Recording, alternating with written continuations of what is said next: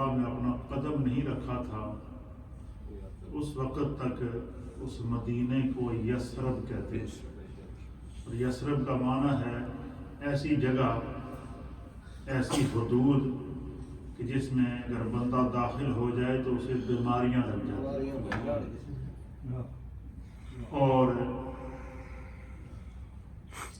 عرب کے لوگ قافلوں کو منع کیا کرتے تھے کہ جب تم تجارتی قافلے لے کر جاؤ تو یثرب سے نہ گزرنا، کیونکہ وہاں سے جو گزرتا ہے وہاں کی آب و ہوا ایسی ہے کہ جس کو لگ جائے تو وہ انسان بیمار ہو جاتا ہے. اور بسا اوقات اس کو ایسی بیماریاں لگ جاتی ہیں کہ جن کا کوئی علاج نہیں ہوتا. لیکن میرے آقا و مولا جناب سید العالمین محمد رسول اللہ صلی اللہ تعالیٰ علیہ وسلم نے جب اللہ کے حکم سے ہجرت کر کے مکہ سے مدینہ قدم رکھا تو پھر یثرب نہ رہا، وہ دار الشفا بن گیا. اور نہ صرف دار الشفا بنا کہ یثرب کی وہ مٹی جس کو چھونے سے جسم میں بیماریاں لگتی تھیں، جب اس مٹی نے میرے مصطفیٰ کے قدم کو چوما تو پھر مدینے کی مٹی کو حضور نے فرمایا کہ یہ اب خاک شفا ہے. مدینے کا گرد و غبار بھی خاک شفا ہے. کیوں کہ اس مٹی کو سرکار کے قدم مل گئے. اور صرف یہی نہیں، ہمارے ولی بھائی نے نعت یا شعر پڑھا کہ جنت مدینے میں ہے. اور جنت مدینے میں کہاں ہے؟ وہ زمین کا وہ حصہ جو دن رات میرے مصطفیٰ کے قدم چومتا تھا. نبی پاک پہاڑوں کو سمجھتے تھے کہ مجھ سے پہاڑ کس قدر محبت کرتا ہے، درختوں کو سمجھتے تھے کہ مجھ سے کس قدر محبت کرتے ہیں. اسی طریقے سے زمین کے ٹکڑوں کو سمجھتے تھے، ان کی کیفیت کو محسوس کر لیتے تھے. جب حضور علیہ السلام بہت پہاڑ پہ گئے تو آپ نے قدم رکھا نا تو آپ کا قدم ابھی ہوا میں تھا تو پہاڑ نے ہلنا شروع کر دیا. بہت پہاڑ نے کیا کر دیا؟ ہلنا شروع کر دیا. تو نبی پاک صلی اللہ علیہ وسلم نے اپنے پاؤں کی ٹھوکر مار کے تو احد پہاڑ کو مخاطب کر کے اور اس احد پہاڑ سے حضور نے بات کی. حضور نے فرمایا کہ اے احد ٹھہر جا. کیا کر جا؟ ٹھہر جا. تمہیں پتا نہیں کہ تیرے اوپر ایک نبی، ایک صدیق اور شہید ہے. تو علماء محدثین نے لکھا ہے جیسے نبی پاک نے پتھر کو اس پہاڑ کو اور پہاڑ کے ساتھ اپنا پاؤں مبارک لگایا نا اور فرمایا ٹھہر جا، پہاڑ وہیں رک گیا. پہاڑ وہیں رک گیا. نبی پاک صلی اللہ علیہ وسلم نے فرمایا کہ احد جبل نحبنا و نحب. حضور نے فرمایا کہ یہ جو احد پہاڑ ہے نا، اصل میں یہ پتہ ہے کیوں ہلا ہے، اس کے اوپر کیوں زلزلہ طاری ہوا، کیوں اس نے جھومنا شروع کر دیا، تمہیں اندازہ ہے؟ نبی پاک نے فرمایا کہ یہ جو احد پہاڑ ہے یہ ہم سے محبت کرتا ہے اور ہم اس سے محبت کرتے ہیں. ہم اس سے محبت کرتے ہیں. آپ اندازہ لیں کہ پتھروں کے اندر بھی یہ شعور تھا کہ ہم سے بھی کوئی خوش قسمت ہے کہ ہمیں سرکار کے قدموں کو چومنے کا موقع ملا ہے. تو اس حدیث کی مختلف توجیحات لکھی ہیں، تشریحات لکھی ہیں مفسرین نے، لیکن جو عاشق ہوتے ہیں نا ان کے قدم کا اپنا اندازہ. حضرت امام اہل سنت نے جب بھی کسی حدیث کا عشق میں ترجمہ کیا تو اس کا ایک اپنا ہی انداز ہے. تو میرے استاد محترم محدث اعظم سعید ملت حضرت علامہ غلام رسول صاحب سعیدی، جب انہوں نے اس حدیث کی شرح لکھی نا بخاری اور مسلم کے اندر کہ نبی پاک صلی اللہ علیہ وسلم جیسے پہاڑ پہ گئے تو ابھی آپ کا پاؤں ہوا میں ہی تھا تو پہاڑ نے ہلنا شروع کر دیا. تو کیا وجہ تھی؟ تو آپ نے فرمایا کہ میرا ایمان اور وجدان یہ کہتا ہے. اب دیکھیں کہ جو اہل محبت ہوتے ہیں مفسرین اور محدثین، ان کو خدا نے کس طرح کا علم دیا. اور استاد صاحب کہتے ہیں کہ میرا ایمان اور میرا وجدان یہ کہہ رہا تھا کہ جیسے حضور کا پاؤں مبارک ہوا میں تھا، ابھی پہاڑ کے اوپر رکھا نہیں تھا، تو پہاڑ وجد میں آ گیا اور پہاڑ یہ چاہتا تھا کہ قبل اس کے کہ مصطفیٰ میرے اوپر قدم رکھے، میں آگے بڑھ کے مصطفیٰ کے قدم چوموں. یہ محبت کا عالم تھا کہ جمادات نے، نباتات نے، حیوانات نے، چرند نے، پرند نے، کائنات کی کوئی ایسی شے نہیں ہے جس نے مصطفیٰ سے محبت نہ کی. تو ہم لوگ تو خوش قسمت لوگ ہیں کہ جنہیں خیر امم کا تاج بھی پہنایا گیا، اللہ نے ایمان کی دولت بھی دی اور پھر رسول اللہ کا امتی بھی بنایا۔ اس لیے میرے دوستو، جب بھی ذکر مصطفیٰ ہو اور ذکر خدا ہو نا، تو اپنے دل، دماغ، فکر، خیال کو روک دیا چند لمحوں کے لیے۔ کہتے ہیں نا کہ جس سے محبت ہوتی ہے وہ اکثر ذکر ہو، وہ اکثر اس کا ذکر کرتا ہے۔ تو اس لیے جب بھی کوئی نعت پڑھی جاتی ہے یا کوئی ایسا شعر آ جاتا ہے جس میں تصور آقا ہو اور تصور مدینہ ہو، یا ان گلیوں کا تصور ہو جن میں میرے مصطفیٰ کے قدم لگے ہیں، تو پھر دل مچل جاتا ہے۔ عاشقوں کا دل کیا ہوتا ہے؟ مچلتا ہے۔ تو ولی بھائی نے ہماری محبت کی چاشنی کو دوبالا کیا۔ تو ہماری یہ جو درس و تدریس کی محفل ہوتی ہے، اس میں ہم کوئی نہ کوئی نبی پاک صلی اللہ علیہ وسلم کی کسی ایک حدیث کا علم سیکھتے ہیں۔ آج میں نے آپ کے لیے جس حدیث پاک کا انتخاب کیا ہے، یہ حدیث ہے صحیح مسلم کے اندر۔ کس کے اندر ہے؟ صحیح مسلم کی حدیث ہے، اور کتاب الایمان کے اندر اس کو امام مسلم نے نقل فرمایا ہے، اور اس کی حدیث نمبر ہے 74۔ صحیح مسلم کی حدیث نمبر 74 ہے، اور اس حدیث کے راوی ہیں حضرت انس بن مالک رضی اللہ عنہ۔ اس میں سرکار دو عالم صلی اللہ علیہ وسلم نے قیامت تک آنے والے اپنے ہر امتی کو بڑی محبوب تعلیم دی۔ آپ سنیں گے، آپ کا ایمان تازہ ہو جائے گا۔ پہلے میں حدیث پاک کی تلاوت کرتا ہوں، پھر اس کا ترجمہ، پھر اس کے مطابق جو ہمارے مفسرین اور محدثین نے اس حدیث کی شرح کے اندر نقطہ آفرینی کی ہے اور اس کی جو تشریح کی ہے، اس کے چند نقوش آپ کے سامنے بیان کر کے پھر ہم ذکر کریں گے۔ اپنے دل، دماغ، ذہن کو تیار رکھیں۔ اتنی بات یاد رکھیں کہ صوفیاء کرام یہ کہتے ہیں، جو اہل اللہ ہوتے ہیں، اتنی بات ذہن کو جب بھی کسی مجلس میں بیٹھیں تو اپنے ذہن کو اس طرح حاضر رکھیں کہ جب کہیں تلاوت قرآن ہو رہی ہو تو یہ سمجھ لو کہ خدا کی باتیں ہو رہی ہیں، اور جب کہیں تلاوت حدیث ہو رہی ہو تو یہ ذہن میں لیا کریں کہ آج مصطفیٰ کی باتیں ہو رہی ہیں۔ آج ہم ان باتوں کو دہرائیں گے جو آقا علیہ الصلوۃ والسلام نے اپنے زبان مبارک سے، اپنے لبوں سے اور اپنے منہ سے ان الفاظ کو نکالا کہ جن کو خدا بیان کرتا ہے کہ وَمَا يَنْطِقُ عَنِ الْهَوَىٰ إِنْ هُوَ إِلَّا وَحْيٌ يُوحَىٰ۔ اللہ فرماتا ہے کہ میرا محبوب اپنی مرضی نہ بولتا ہی نہیں۔ اللہ کیا کہتا ہے کہ میرا محبوب، اچھا یہ آیت کیوں اتاری گئی؟ تاکہ لوگوں کو نبی پاک صلی اللہ علیہ وسلم کی حدیث کی قدر آئے، پتہ چلے کہ حدیث کا ادب کیا ہے۔ یہی وجہ ہے کہ امام بخاری رحمۃ اللہ تعالیٰ علیہ اور امام مسلم اور محدثین کے بارے میں لکھا گیا، جن بعض محدثین وہ ہیں کہ جو نبی پاک صلی اللہ علیہ وسلم کی حدیث کو لکھتے تھے اور جمع کرتے تھے، تو ہر حدیث کے امام بخاری کے اخبار میں لکھا ہوا کہ آپ ہر حدیث لکھنے سے پہلے کیا کرتے تھے؟ آپ غسل کرتے تھے۔ غسل کرنے کے بعد باقاعدہ اچھے خوبصورت پاکیزہ کپڑے پہنتے تھے، پھر خوشبو لگاتے تھے، پھر چند لمحوں کے لیے آنکھیں بند کر کے مراقبہ کرتے تھے، اور بس آنکھیں بند کرنی ہوتی تھی، اپنے آپ کو نبی پاک کی بارگاہ میں پا لیتے تھے۔ حتیٰ کہ امام بخاری نے بعض مقامات پر لکھا کہ جب مجھے کسی حدیث کے لکھنے میں تردد ہو، کہ یہ خدشہ ہو کہ پتہ نہیں یہ حدیث صحیح ہے یا کہ نہیں ہے، تو کہتے ہیں مجھے آنکھیں بند کرنے کی دیری ہوتی ہے، سامنے مصطفیٰ کی بارگاہ ہوتی ہے، اور اگر حدیث صحیح ہو تو حضور علیہ السلام اپنے سر انور کو ہلا کر مجھے اشارہ کرتے، میرا ہی کلام ہے، اس کو لکھ دے۔ اس انداز سے ہمارے اکابرین نے اس دین کو ہمارے لیے جمع کیا ہے، لیکن اب ہماری پوزیشن کیا ہے کہ ہم لوگ اس کو سننے کے لیے بھی تیار نہیں، عمل تو دور کی بات ہے۔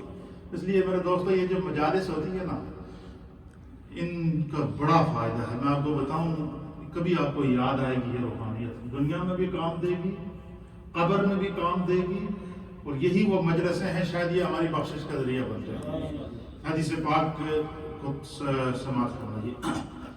امام مسلم روایت کرتے ہیں کہ عن انس رضی اللہ تعالیٰ عنہ، کہ حضرت سیدنا انس بن مالک رضی اللہ تعالیٰ عنہ روایت کرتے ہیں، قال، آپ کہتے ہیں کہ قال رسول اللہ صلی اللہ تعالیٰ علیہ وآلہ وسلم، کہ اللہ کے پیارے حبیب لبیب نبی رحمت جناب رسول اللہ صلی اللہ تعالیٰ علیہ وآلہ وسلم نے ارشاد فرمایا، ثلاث من کن فیہ وجد طعم الایمان، اللہ کے حبیب علیہ السلام نے فرمایا کہ تین چیزیں ایسی ہیں، سلاسن کا معنی کیا ہے؟ تین، سلاسن تین کو کہتے ہیں، واحد ایک کو کہتے ہیں، اثنان دو کو کہتے ہیں، ثلاثہ تین کو کہتے ہیں، اربع چار کو کہتے ہیں، خمسہ پانچ کو کہتے ہیں، ستہ چھ کو کہتے ہیں، سبع سات کو کہتے ہیں، ثمانیہ آٹھ کو کہتے ہیں، تسعہ نو کو کہتے ہیں، اور عشرہ 10 کو کہتے ہیں۔ جس طرح 1 2 3 4 5 6 اس طرح اردو میں گنتی ہے، اس طرح 1 2 3 4 5 6 7 8 9 10 عربی کا انگلش میں گنتی ہے، اور اسی طریقے سے عربی کے اندر واحد، اثنان، ثلاثہ، اربع، خمسہ، ستہ، سبع، ثمانیہ، تسعہ، عشرہ، واحد عشرہ، اثنان عشرہ، ثلاثہ عشرہ، اربع عشرہ، خمسہ عشرہ، اس طریقے سے 100 تک یہ عربی کے اندر گنتی ہے۔ تو نبی پاک صلی اللہ علیہ وسلم نے فرمایا کہ ثلاث من کن فیہ، حضور نے فرمایا کہ تین چیزیں ایسی ہیں، وہ اگر ان میرے کسی غلام کے اندر وہ تین نعمتیں، تین چیزیں اس پائی جائیں تو پھر اس کو کیا ہوتا ہے؟ فرمایا کہ وجد طعم الایمان، حضور نے فرمایا کہ خدا اس شخص نو اس دے دل وچ جڑا ایمان ہے، اس ایمان دی مٹھاس نصیب کرتا۔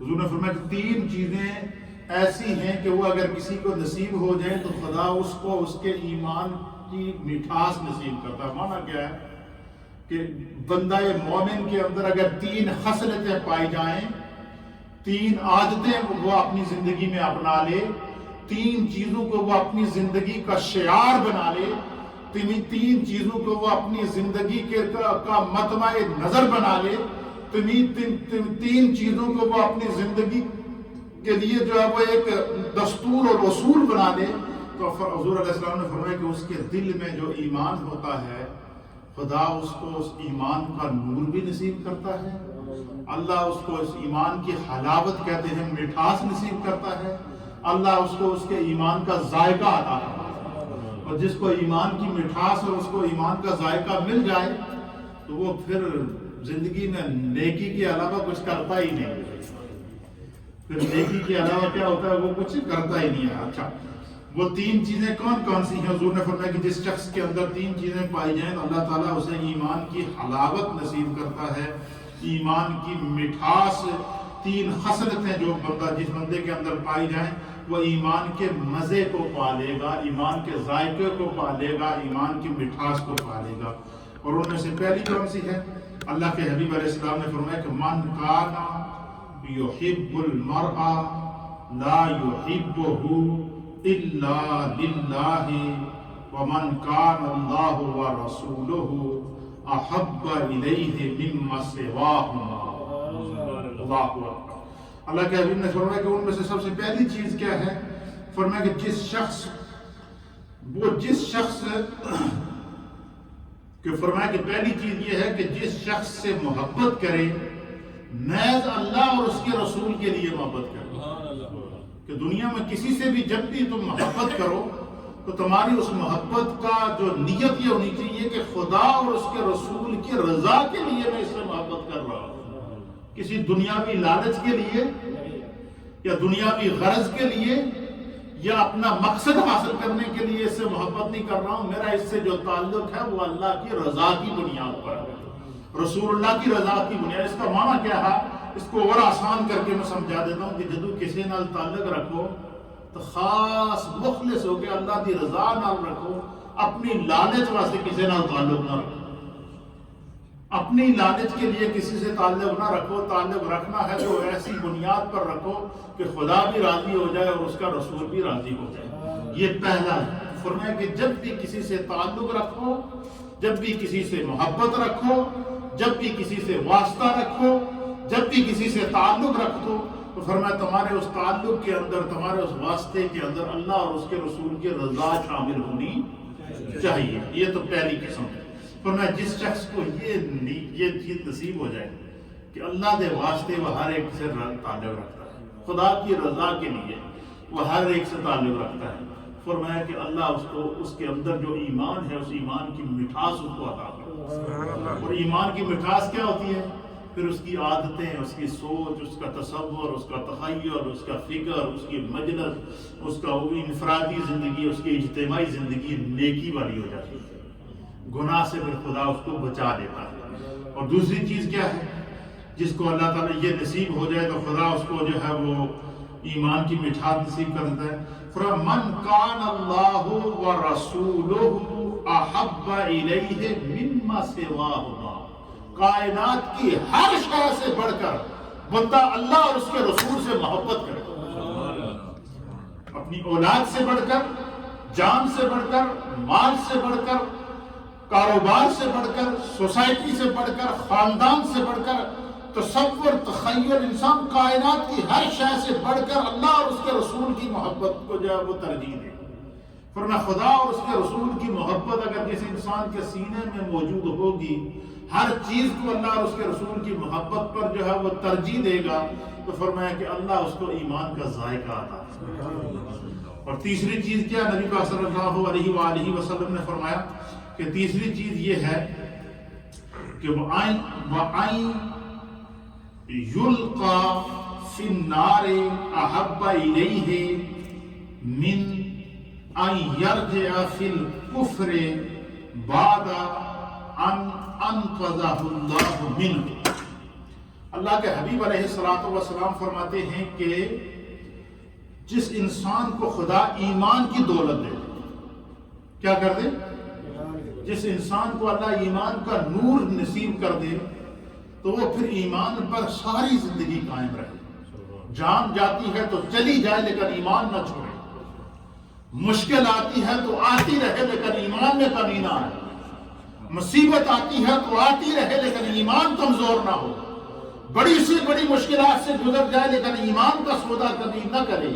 فرمایا کہ جس شخص نے اپنے ایمان کی حفاظت کی، خدا اس کی حفاظت کرے گا، اور نہ صرف اس کی حفاظت کرے گا بلکہ اللہ قدم قدم پر اس کو اس کے ایمان کا ذائقہ عطا کرے گا۔ یہ اس حدیث کے 3 اصول ہیں جو اللہ کے حبیب علیہ الصلوۃ والسلام نے ہمیں ارشاد فرمایا، اور ان میں سے پہلا اصول اللہ کے حبیب علیہ الصلوۃ والسلام نے کیا فرمایا کہ جس سے بھی تعلق رکھو وہ اللہ اور اس کے رسول کی رضا کے لیے رکھو، کسی دنیاوی غرض کے لیے کسی سے تعلق نہ رکھو، کسی لالچ کی بنا پر کسی سے تعلق نہ رکھو، کسی کو نقصان پہنچانے کی نیت سے کسی سے تعلق نہ رکھو، کسی فرما جس سے بھی تمہارا تعلق ہو وہ صرف خدا اور اس کے رسول کی رضا کے لیے ہو، تو خدا تمہارے ایمان کی حفاظت کرے گا۔ اس کا جو بینیفٹ ملے گا وہ کیا ملے گا کہ اللہ ہمارے ایمان کی نہ صرف حفاظت کرے گا بلکہ اس ایمان کی جو لذت ہے وہ خدا نصیب کرے گا۔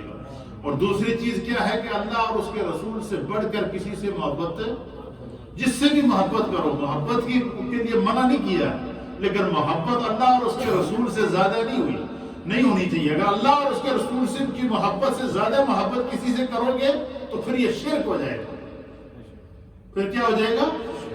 اور اللہ اور اس کے رسول کی محبت سے بڑھ کر کسی سے محبت نہ کرو، کائنات کی ہر شے سے بڑھ کر اللہ اور اس کے رسول سے محبت کرو۔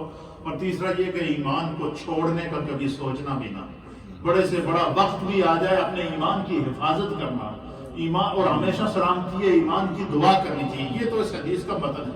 اب اس حدیث کی شرح کے اندر جو مفسرین اکرام نے اس کی مختلف وجوہات لکھی ہیں، ان میں سے چند نکات آپ کے سامنے بیان کرتا ہوں۔ علامہ یحییٰ بن شرف نووی رحمۃ اللہ علیہ بہت بڑے محدث تھے، اللہ پاک ان کی قبر پر کروڑوں رحمتیں نازل فرمائے، اور آپ متوفا ہیں 667 ہجری، 667 ہجری، اور آج کا جو سن ہے یہ 1400 کتنا ہے؟ 41 ہجری۔ 1441 ہجری کا معنی یہ ہے کہ آج سے تقریباً 800 سال پہلے یہ محدث ہے۔ کتنے؟ 800 سال پہلے کی یہ محدث ہے حضرت یحییٰ بن شرف نووی، اور انہوں نے مسلم شریف کی شرح لکھی ہے۔ انہوں نے مسلم شریف کی کیا لکھی ہے؟ اور اس حدیث کی شرح کے اندر یہ حدیث لکھنے کے بعد علامہ شرف نووی، یحییٰ بن شرف نووی رحمۃ اللہ تعالیٰ علیہ لکھتے ہیں، آپ فرماتے ہیں کہ یہاں جو ایمان کی حلاوت ہے اس کا معنی کیا ہے؟ فرمایا اس کا ایک معنی یہ ہے کہ انسان کو عبادت کرنے میں اللہ اور اس کے رسول کی رضا کی خاطر مشقت برداشت کرنے میں لذت حاصل ہے۔ پہلی کیا اس کی علامت کیا ہے؟ مثلا اس کی میں آپ کو بتاؤں، باہر برف پڑی ہوئی ہو، سخت سردی ہو. ہمیں تو یہاں اللہ نے بہت سہولتیں دی ہیں، گیزر لگے ہیں، پانی گرم ہے، لیکن دیہاتوں کے اندر آپ کشمیر میں جائیں، جو میرا علاقہ ہے میں آپ کو بتا دوں، وہاں پر کم از کم اس وقت 3-3 4-4 فٹ برف ہے. اس سے تھوڑا سا آگے گلیشیئر چلے جائیں تو وہاں تو 10-10 12-12 فٹ برف پڑی ہوئی ہے. وہاں تو کل کا گلیشیئر کا بتا رہے تھے، سیاچن گلیشیئر کا، کہ -50 ڈگری ہے. -50. آپ مجھے بتائیں -50 ڈگری کے اندر جو انسان کے رگوں کا خون ہے نا وہ بھی جام ہو جاتا ہے. لیکن وہاں پر وہ باقاعدہ ایک ویڈیو نشر کی، وہاں پر جو پاکستان آرمی کے جوان ہیں وہ برف کو توڑ کر اس کے ساتھ وضو کر کے، برف پر تیمم کر کے اس کے ساتھ وہ وہاں نماز ادا کرتے ہیں، اور -50 ڈگری وہاں پر. تو فرمایا کہ بڑی سی بڑی شدت ہو موسم کی، جب نماز کا وقت ہو تو بندہ یہ نہ دیکھے کہ پانی ٹھنڈا ہے یار میں نماز نہیں پڑھوں گا. فرمایا نہیں، ہر مشکل میں آپ کا ایمان یہ ہونا چاہیے کہ بھائی مجھ سے یہ نماز رہنا چاہیے، خدا نے میرے ذمہ فرض لگایا میں اس کو ادا کر دوں. فرمایا کہ جو شخص عبادت کی مشقت کو سختیوں میں برداشت کر کے پھر بھی ادا کرتا ہے، علامہ یحییٰ بن شرف نووی کہتے ہیں خدا اس کو ایمان کی لذت عطا کرتا ہے. کیا کرتا ہے؟ تو پتہ چلا ایمان کی جو لذت اور ایمان کی جو حرارت ہے وہ -50 ڈگری برف بھی اگر ہو تو اس کو بھی اس کے اوپر بھی اس کا کوئی اثر نہیں ہوتا. کیوں؟ کہ ایمان کی قوت ہے. اس لیے اعلیٰ حضرت امام اہل سنت امام احمد رضا محدث بریلوی رحمۃ اللہ علیہ فرماتے ہیں کہ اے عشق تیرے صدقے، اعلیٰ حضرت کیا کہتے ہیں کہ اے عشق تیرے صدقے جلنے سے چھوٹے سستے. فرمایا کہ جس کے اندر عشق الہی موجود ہو اور عشق مصطفیٰ موجود ہو تو پھر اس کی کیفیت کیا ہوتی ہے؟ اس کی حقیقت کا اظہار امام اہل سنت کرتے ہیں. آپ کہتے ہیں اے عشق تیرے صدقے جلنے سے چھوٹے سستے، وہ آگ لگائی ہے جو آگ بجائی. اس کا معنی کیا ہے؟ اس کا معنی یہ ہے کہ عشق کی جو آگ جس کے سینے میں جل رہی ہو وہ جہنم کی آگ کو بجا دیتی ہے. اور جہنم کی آگ کی حدت اور شدت کو جو عذاب، جہنم کے عذاب کو جو میرے مصطفیٰ نے بیان کیا، اللہ اکبر، کہ اس کا عذاب کتنا سخت ہوگا. حضور نے فرمایا کہ جس کو جہنم کا عذاب جس کے پاؤں کے نیچے ہو، صرف پاؤں کے نیچے کیا ہو، کہ جس کے پاؤں جہنم کے عذاب کے اوپر صرف کسی کا اگر پاؤں آ جائے تو حضور نے فرمایا کہ جہنم کی آگ کی حدت اور اس کی شدت اور اس کی گرمی کا یہ عالم ہے کہ پاؤں وہ آگ کے اوپر رکھے گا، اس کا دماغ اگلے گا، دماغ ابلنا شروع ہو جائے گا، اتنی شدت ہوتی ہے. اعلیٰ حضرت فرماتے ہیں کہ عشق تیرے صدقے جلنے سے چھٹے سستے. فرمایا جس کو عشق کی آگ نصیب ہو جائے، عشق الہی جس کے سینے میں موجود ہو، فرمایا پھر جہنم کی آگ اس کے سامنے بجھ جاتی ہے. اس لیے فرمایا کہ بڑی سے، علامہ یحییٰ بن شرف نووی کہتے ہیں کہ بڑی سے بڑی سختی ہو، بڑی سے بڑی شدت ہو، بڑی سے بڑی مشکل ہو، بڑی سے بڑی مصیبت ہو، جب نماز کا وقت ہو تو ایمان کی حلاوت کا تقاضا یہ ہے کہ بندے کے ذمہ یہ ہو کہ میں کسی طریقے سے جب تک میرے جسم میں سانس موجود ہے میں یہ فرض ادا کر لوں. یہ فرماتے ہیں یہ ایمان کی حلاوت کا ایک معنی یہ ہے. پھر فرماتے ہیں کہ ایمان کی حلاوت یہ کہ اللہ تعالیٰ کی اطاعت کو بندہ ہر حال میں بجا لائے، کسی بھی حال میں اللہ اور اس کے رسول کی اطاعت کو بندہ نہ چھوڑے، اللہ اور اس کے رسول کی فرما برداری کو نہ چھوڑے. فرمایا جس بندے کو اللہ اور اس کے رسول کے احکام پر عمل کرنے کی عادت پڑ جائے خدا اس کو ایمان کی لذت نصیب فرمائے. اور تیسری چیز فرماتے ہیں، پھر آگے جا کر علامہ قاضی عیاض رحمۃ اللہ علیہ، قاضی عیاض رحمۃ اللہ علیہ آپ ان عظیم محدثین میں سے ہیں جنہوں نے شفا شریف لکھی، جنہوں نے نبی پاک صلی اللہ علیہ وسلم کے جسم کے ایک ایک عضو کے اوپر حدیث اور حضور علیہ السلام کے جسم کے ایک ایک عضو کو محبت کے ساتھ بیان کرنا ہے. آپ اس حدیث کا ترجمہ کرتے ہوئے، اس کی تشریح کرتے ہوئے لکھتے ہیں قاضی عیاض رحمۃ اللہ علیہ، فرماتے ہیں کہ یہاں ایمان کی حلاوت سے مراد کیا ہے. قاضی عیاض رحمۃ اللہ علیہ کہتے ہیں کہ انسان کے دل میں اللہ کی محبت اور کفر سے نفرت اسی وقت متحقق ہوگی جب اس کا ایمان قوی ہوگا. آپ فرماتے ہیں کہ انسان کا ایمان اتنا مضبوط ہو کہ بڑی سی بڑی اس کے سامنے جو وہ حالات اور واقعات کیوں نہ آ جائیں، اگر اس کی اپنی جان جاتی ہے تو وہ اپنی جان دے دے لیکن ایمان کا سودا نہ کرے۔ یہی وجہ ہے کہ امام عالی مقام حضرت امام حسین رضی اللہ تعالیٰ عنہ نے کربلا میں 6 ماہ کے علی اصغر کو قربان کرنا تو گوارا کر دیا لیکن ایمان کا سودا نہ کیا۔ نوجوان علی اکبر کو قربان کرنا تو گوارا کر دیا لیکن ایمان اور اسلام کا سودا نہ کیا۔ اور پھر جب دیکھا کہ یہ اسلام بچ جائے گا اور ایمان کی حلاوت مجھے نصیب ہو جائے گی لیکن اس کے لیے حسین کو اپنی گردن کٹانی پڑے گی، اس سے بھی گزر پڑے گی، اس سے بھی گزر گئے۔ اور ایمان کی حلاوت کا دوسرا معنی کیا ہے؟ حضرت سیدنا ابراہیم علیہ السلام کے سامنے آگ جل رہی ہے، آگ کا الاؤ جل رہا ہے اور آگ کا الاؤ آسمانوں سے باتیں کر رہا ہے، لیکن ابراہیم علیہ السلام کے سامنے یہ ہے کہ اس آگ میں کودنے سے مجھے ایمان کی لذت اور خدا کا قرب اور اس کی رضا ملے گی۔ آگ سے گزر گئے، بیٹی کی گردن پہ چھری چلائی اس سے گزر گئے، لیکن وہ جو ایمان کی حلاوت اور قرب اور رضا کی جو دولت خدا نے آپ کو عطا فرمائی تھی اس سے کمپرومائز نہ کیا۔ تو حضرت قاضی عیاض رحمۃ اللہ علیہ کہتے ہیں کہ جب تک آپ کا ایمان قوی ہے، اس انسان کا ایمان مضبوط ہے، وہ جتنی مشکلات سے گزرے گا خدا اس کو وہ لذت عطا فرمائے گا۔ اور پھر جب وہ مشکلات کے اوپر انسان صبر کرتا ہے تو ہمیں تو دنیا میں کہتے ہیں کہ فلاں بندہ ہماری مدد کرے، مجھے بتائیں کہ اس انسان کا کیا عالم ہوگا، اس انسان کے مقام کا کون اندازہ لگا سکتا ہے جس کو اللہ کہے دے کہ ان اللہ مع الصابرین، وہ مشکلات سے صبر کرنے والے تیرے نال تیرا خدا ہے۔ جس کو خدا مل جائے اسے اور کیا چاہیے مجھے بتائیں۔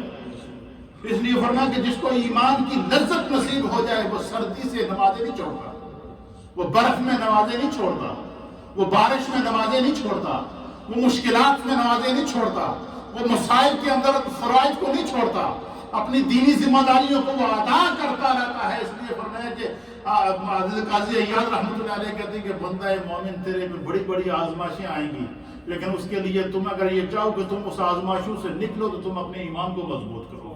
فرمایا جس کا ایمان جتنا مضبوط ہوگا اتنی اس پر آزمائشیں آئیں گی، اتنے اس پر امتحانات آئیں گی، اتنا اس کو امتحانات سے گزرنا پڑے گا، آزمائشوں سے گزرنا پڑے گا۔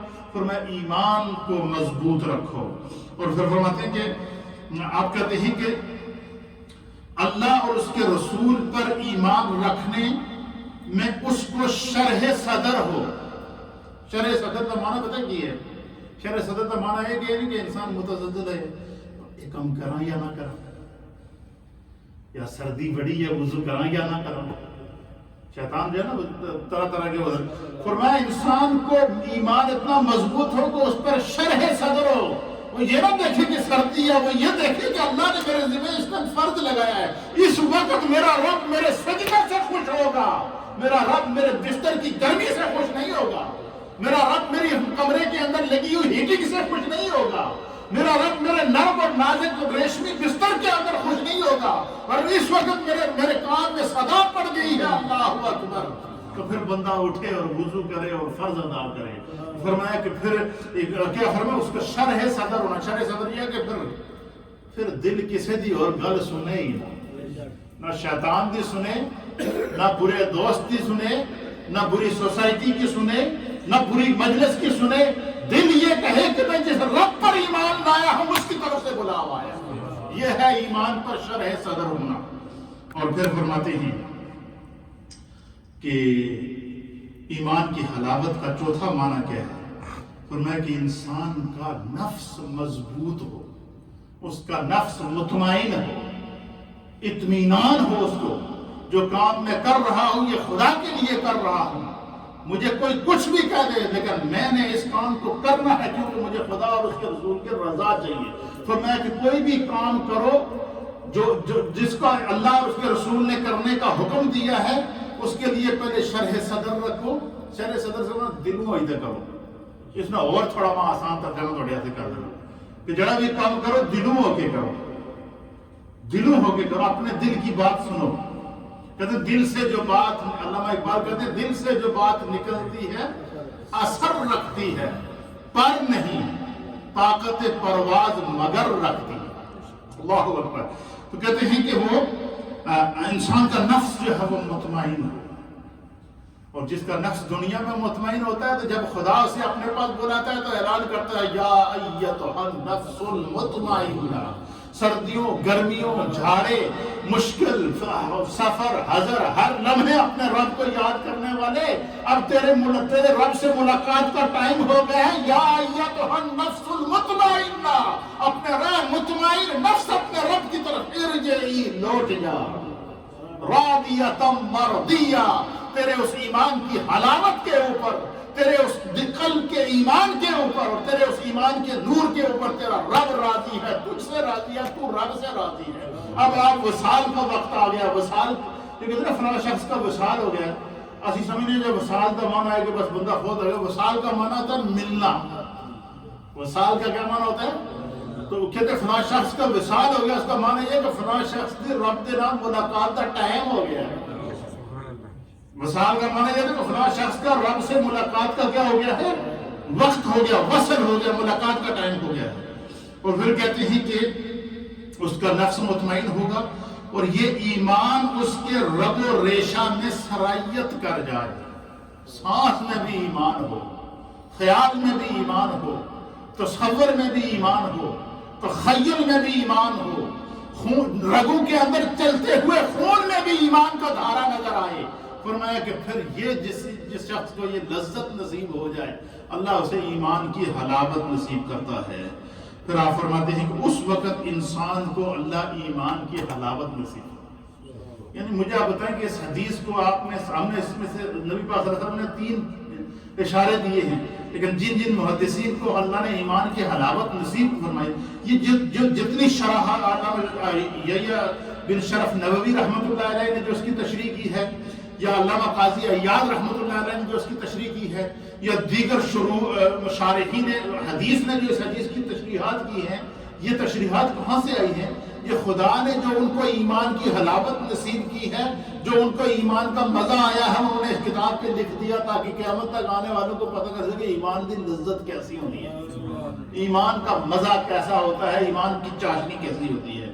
اور کہتے ہیں کہ بعض علماء نے کہا ہے کہ اللہ کی رضا پر اس کا دل راضی ہو اور انسان اس چیز کو پسند کرے جس کو اللہ پسند کرتا ہے، اور اس چیز کو ناپسند کرے جس کو اللہ اور اس کے رسول نے ناپسند کیا۔ فرمایا ایمان کی حلاوت کا ایک معنی یہ ہے کہ جس کام کے کرنے کا خدا اور اس کے رسول نے حکم دیا وہ کرو، اور جس سے منع کیا ہے وہ نہ کرو۔ اور قرآن میں بھی اللہ اس طرح اشارہ دیتا ہے کہ وَمَا آتَاكُمُ الرَّسُولُ فَخُذُوهُ، کہ تمہیں میرے رسول جس کام کے کرنے کا حکم دے فَخُذُوهُ، اس کے نال چمٹ جاؤ، اس کو پکڑے رکھو۔ وَمَا نَهَاكُمْ عَنْهُ فَانْتَهُوا، اور جس کام سے میرے رسول تمہیں منع کر دیں اس کے قریب بھی نہ جاؤ۔ فرمایا ناپسندیدہ چیزوں کو چھوڑ دے اور اللہ اور اس کے رسول کی پسندیدہ چیزوں کو اپنائے۔ فرمایا جو شخص یہ کرتا ہے خدا اس کو ایمان کی حلاوت نصیب فرماتا ہے۔ پھر آگے جا کر فرماتے ہیں کہ بعض علماء نے کہا ہے، یہاں اگر کہتے ہیں کہ بعض علماء نے کہا ہے کہ انسان اس چیز سے محبت کرتا ہے جو اس کے حواس کو لذت ہے۔ یہاں اگر میرے استاد محترم محدث اعظم شرح صحیح مسلم کے اندر اس حدیث کی تشریح کے اندر لکھتے ہیں کہ بعض علماء نے کہا ہے کہ انسان اس چیز سے محبت کرتا ہے جس سے اس کے حواس کو لذت حاصل ہوتی ہے۔ حواس کی لذت یہ کہ انسان کوئی وہی کام کرنا جس میں بھی اس کو کوئی تھوڑا مزہ آئے، لذت حاصل ہونا دیکھا ہے۔ اب کہتے ہیں کہ جب آپ کو کوئی چیز پسند آئی تو آپ بے ساختہ ہمارے منہ سے نکلے یار مزہ ہی آ گیا۔ یہ بات ہم کہتے ہیں یا نہیں کہتے ہیں؟ کوئی چیز ہمارے دل کو لگ جائے، کوئی چیز ہمارے دل کو لگ جائے تو بندہ کہتا ہے یار آج تو مزہ ہی آ گیا۔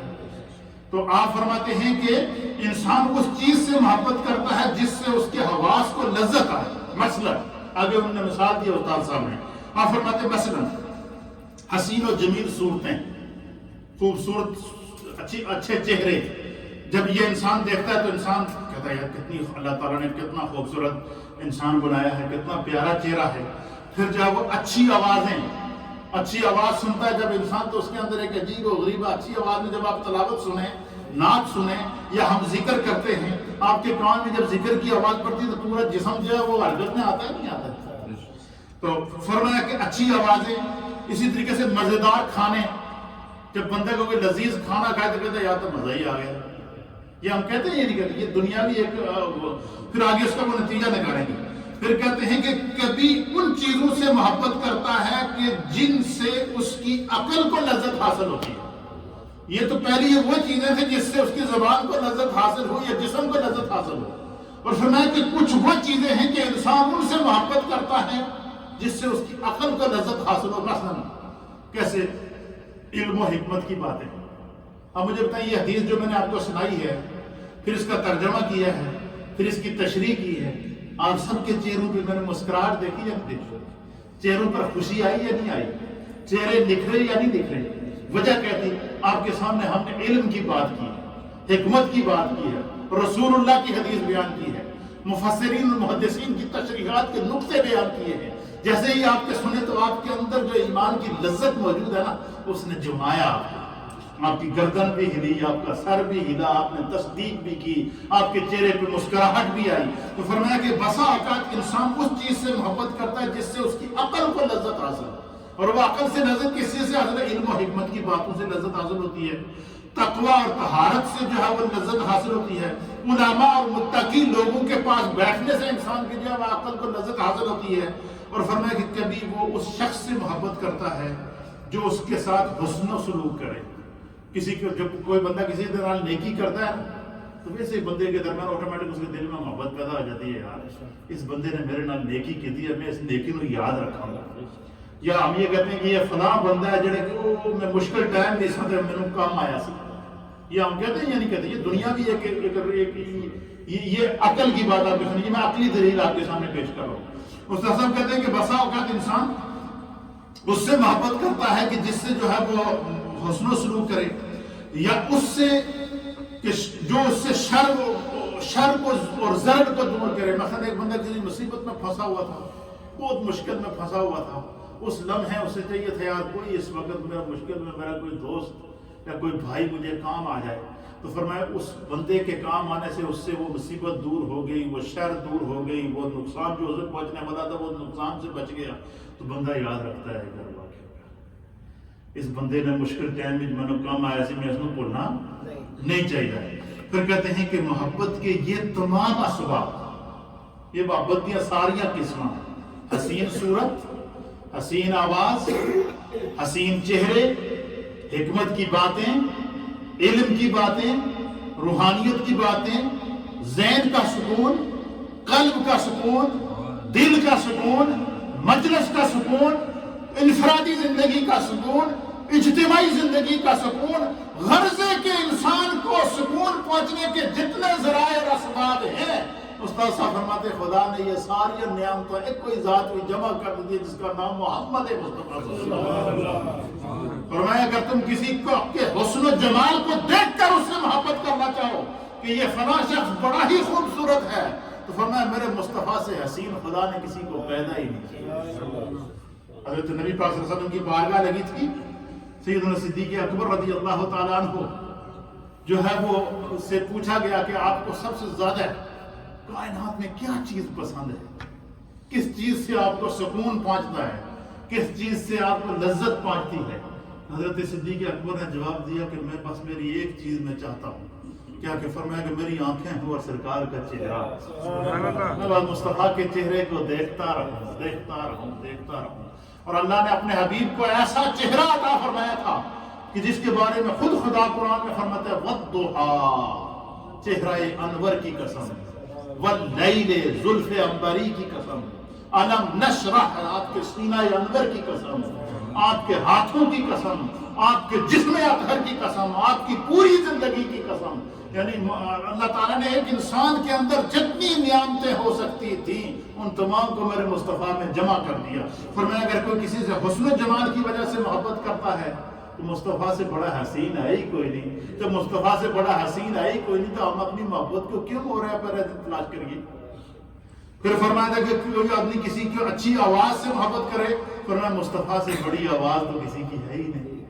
پھر فرمایا کہ کوئی اگر کسی سے علم و حکمت کی وجہ سے محبت کرتا ہے تو فرمایا میرے مصطفیٰ وہ ہیں کہ جن کے بارے میں اللہ فرماتا ہے وَعَلَّمَكَ مَا لَمْ تَكُنْ تَعْلَمْ وَكَانَ فَضْلُ اللَّهِ عَلَيْكَ عَظِيمًا، جن کے بارے میں رب فرماتا ہے کہ جب صحابہ اکرام حضور کی بارگاہ میں بیٹھتے ہیں تو اللہ کے حبیب کیا کرتے ہیں يُعَلِّمُهُمُ الْكِتَابَ وَالْحِكْمَةَ، میرے مصطفیٰ ان کو کتاب اور حکمت اور علم کے موتی عطا فرماتے ہیں، اور صرف موتی عطا نہیں فرماتے، جب وہ علم اور حکمت کے موتیوں کو لے لیتے ہیں تو پھر کیا ہوتا ہے وَيُزَكِّيهِمْ، مصطفیٰ جب ان پر نگاہ ڈالتے ہیں انہوں کا ظاہر بھی پاک کر دیتے ہیں، باطن بھی پاک کر دیتے ہیں۔ اس لیے فرمایا کہ اللہ اور اس کے رسول کی احکام پر عمل کرنا، چاہے مشکل ہو، آسانی ہو، تنگی ہو، سردی ہو، گرمی ہو، دن ہو، رات ہو، سفر ہو، حضر ہو، بیماری ہو، صحت ہو، تندرستی ہو، کسی بھی حال میں انسان خدا اور اس کے رسول کے دامن کو نہ چھوڑے،